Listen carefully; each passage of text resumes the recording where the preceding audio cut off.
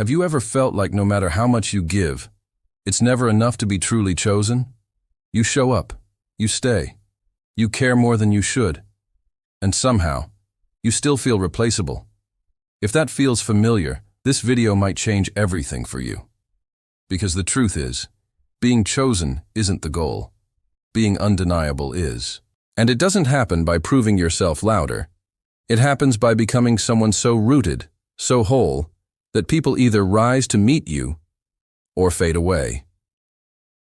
In the next 30 minutes, you'll discover the shift that turns you from an option into a standard. You'll understand why emotional detachment isn't coldness, but clarity. And you will finally see why you were never meant to beg for recognition. You were meant to walk like it is already yours. Let me tell you a story. There was a time I thought if I just did more, gave more, loved harder, they'd finally see me. I became everything they wanted, until I no longer recognized myself. And when they left, I wasn't just hurt, I was empty. Because I had traded my essence for approval, and lost both. But here's the good part. I stopped asking to be chosen. I started choosing me. And that changed everything. If you've ever felt like that story was yours too, type "I'm choosing me" in the comments. Let's walk this journey together. You don't beg to be chosen because you're weak. You do it because somewhere along the way, someone taught you that your worth depends on someone else's eyes. Maybe it started young. Maybe you were the kid who had to earn affection by being good. Or the teenager who learned that love came with conditions. Get good grades, don't mess up, smile more, ask for less. You internalize the message. If I perform well enough, someone will stay. That belief doesn't vanish. It evolves. And it follows you into every relationship, every friendship, every opportunity. You don't just want connection. You crave confirmation. You want proof that you matter, so you overextend, overgive, overexplain. You shrink your needs. You stay when it hurts. And when they don't choose you, you don't question them. You question you. What did I do wrong?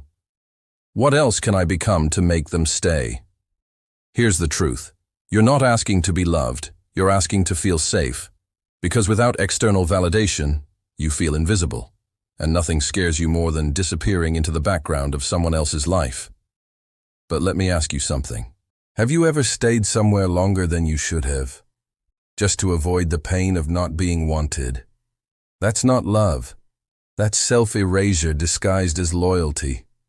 The problem isn't that others don't choose you. It's that you keep offering yourself as an option. When you make your worth dependent on being picked, you hand strangers the pen and let them write your value. But guess what? People don't chase what's chasing them. People don't value what's always available.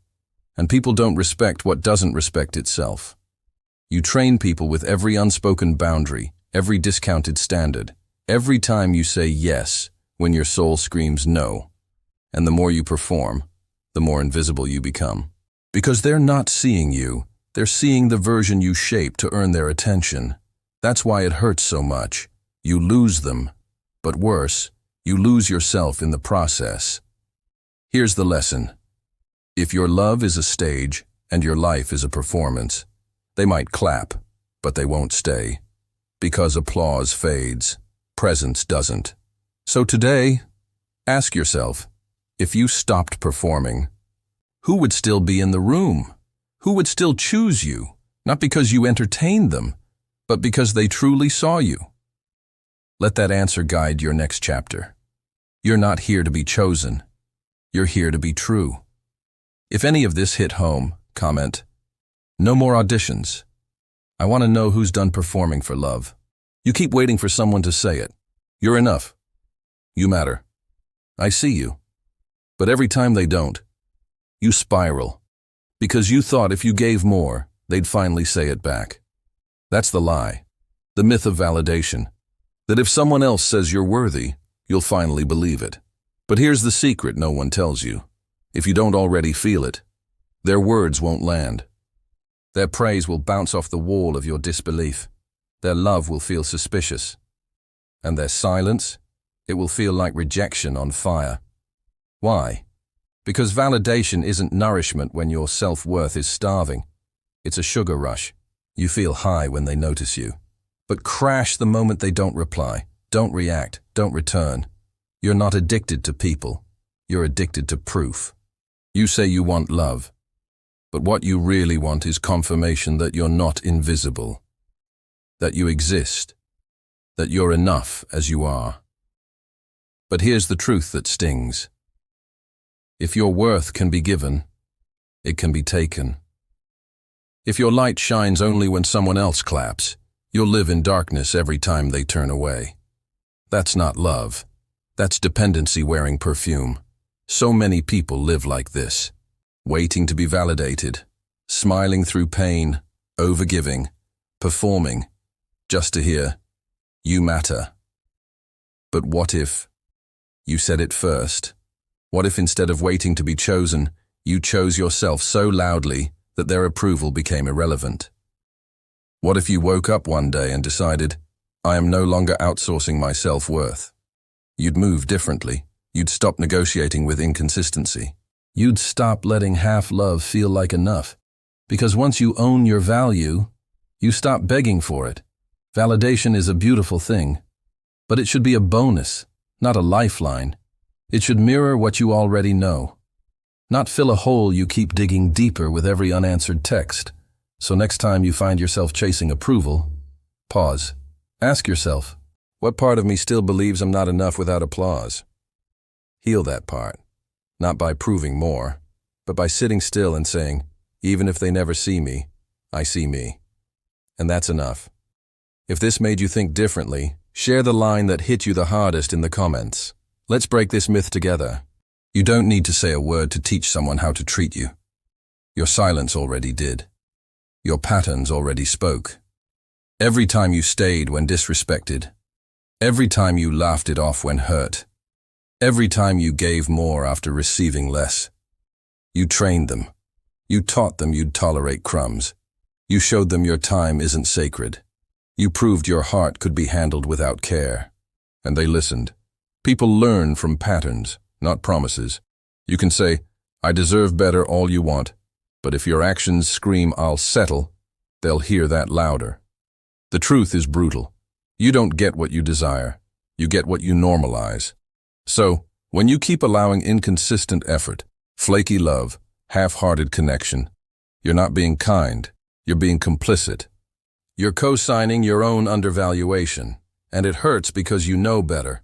But knowing isn't the hard part. Leaving is. You think setting boundaries will scare them away, and maybe it will. But let me ask you, why are you so afraid to lose people who aren't afraid to lose you? Why are you working so hard to keep people who wouldn't blink if you walked away? The answer is this. You think being left means you weren't enough. But sometimes walking away is how you finally prove you are. Here's the pattern I want you to break. Stop over-explaining. Stop saying it's okay when it's not.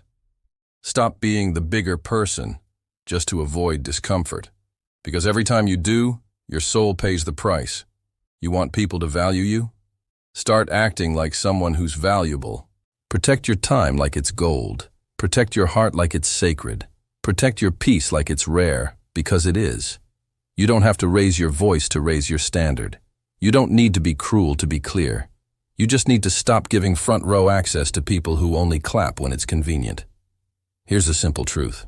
Every time you accept less, you delay the ones who are ready to give more. Every time you say yes to what depletes you, you say no to what could heal you. And you deserve better, not because you're perfect, but because you finally decided to stop being predictable in your self-betrayal. Let them wonder why they no longer have access. Let them feel the silence they once filled with excuses. Let them miss what they never truly valued. That's how you retrain the world, by refusing to keep teaching them how to mishandle you. If you've ever felt guilty for walking away, type, "I'm done training them wrong" in the comments. Let this be the moment you choose better. You want to be seen as a luxury, but you keep marketing yourself like a bargain. You offer discounts with your availability. You lower your standards in the name of connection. You give unearned access to people who've done nothing to deserve it. And then you wonder why they don't treat you like something rare. Luxury isn't about the price tag. It's about the experience. It's how it makes you feel. Sacred, special, specific, like being in its presence is a privilege, not a coincidence. And here's the truth.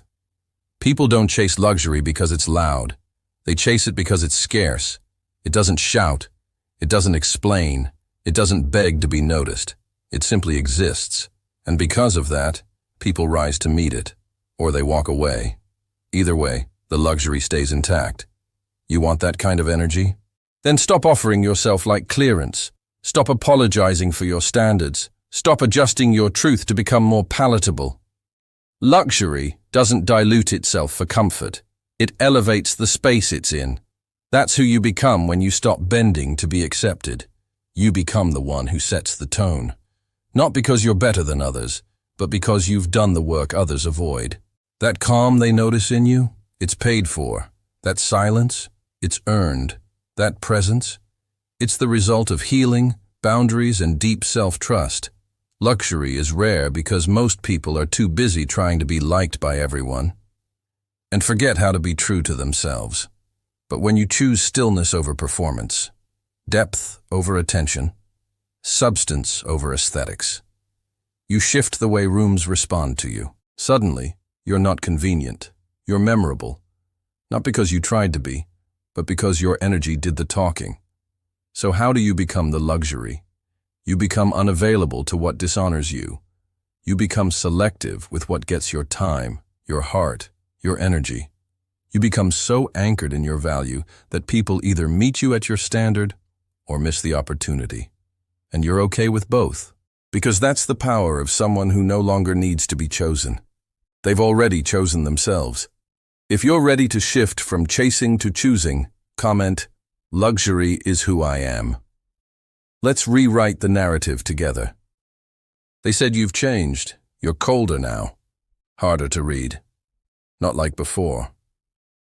But what they really mean is, you're no longer emotionally available to their inconsistency.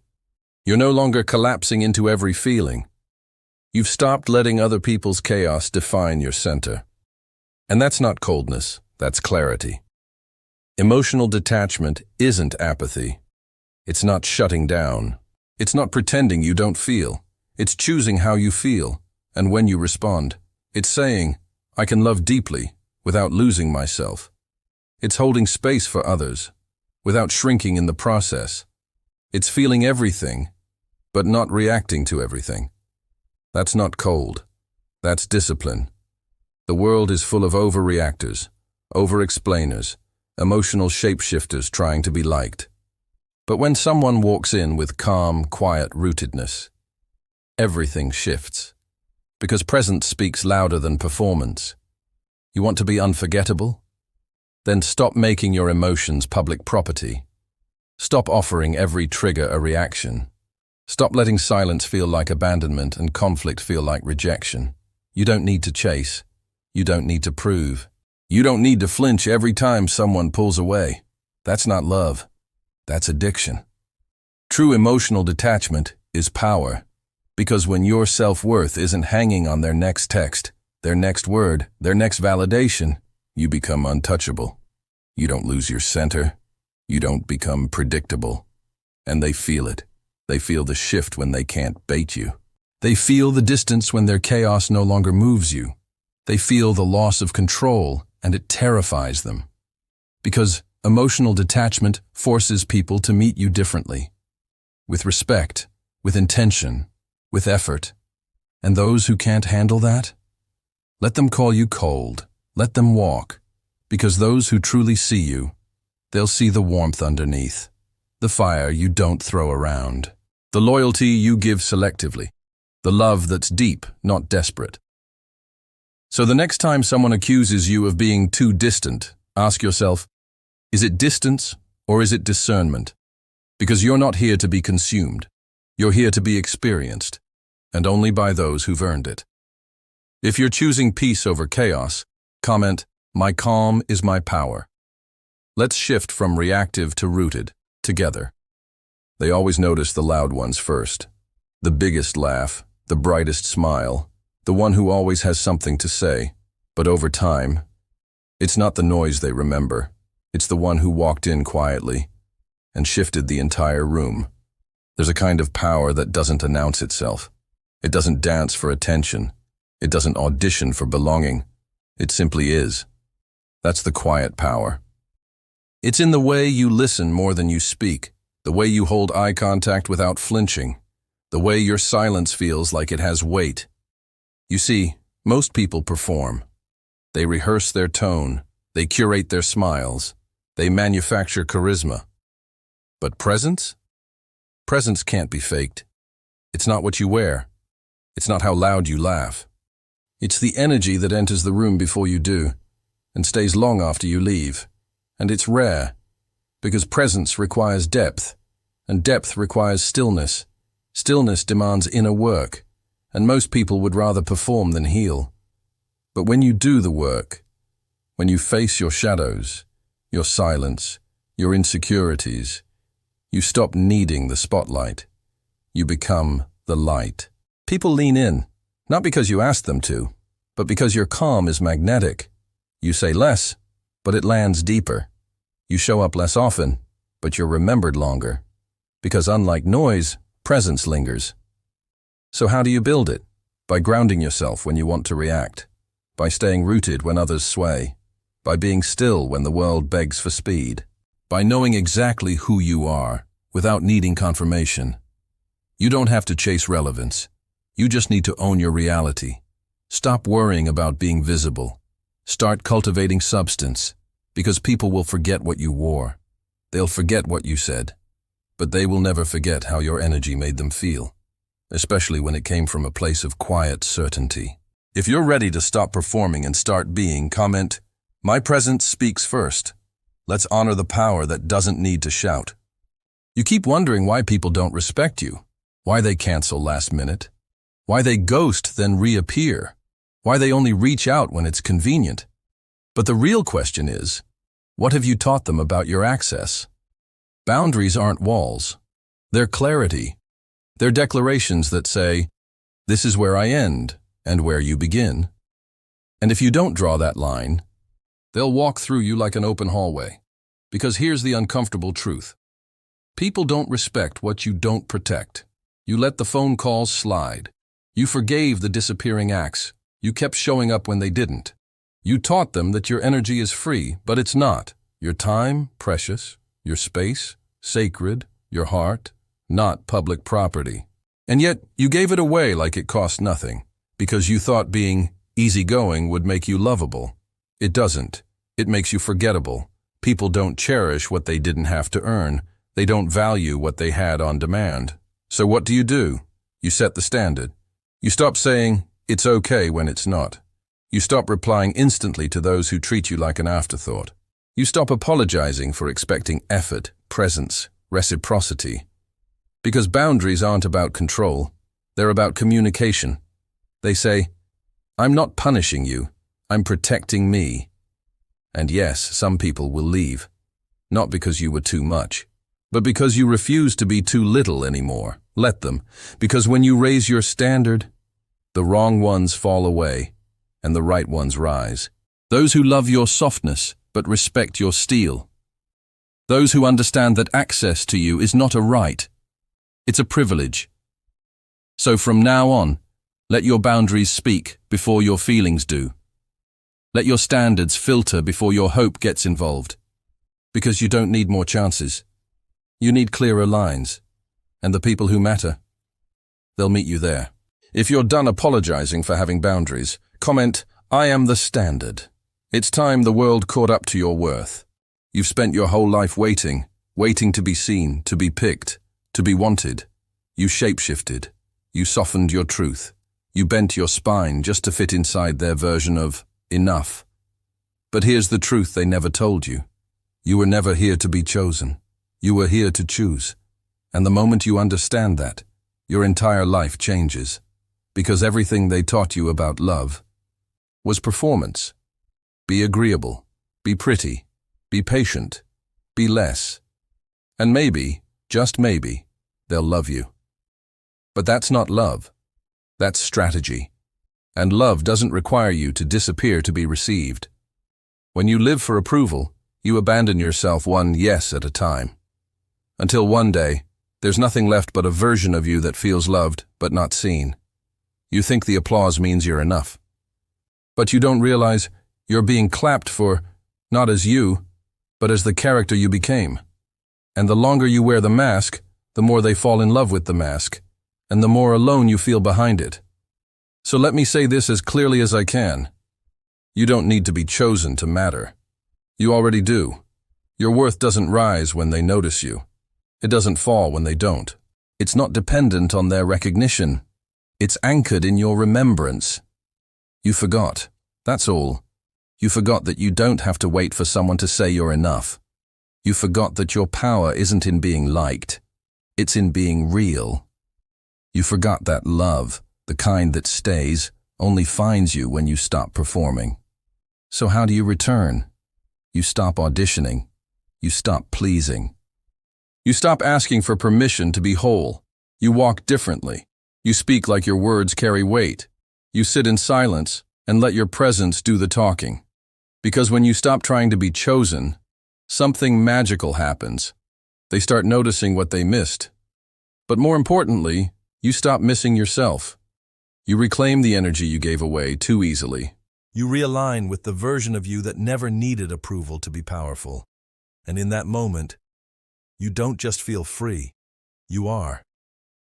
If this woke something up in you, comment, "I choose me." No more waiting, no more performing. This is your return. You don't become unforgettable by trying to be liked. You become unforgettable by daring to be real, not polished, not perfect, not palatable, present. You're not here to blend in. You're here to take up space, to walk into rooms like your energy belongs there, even if no one claps.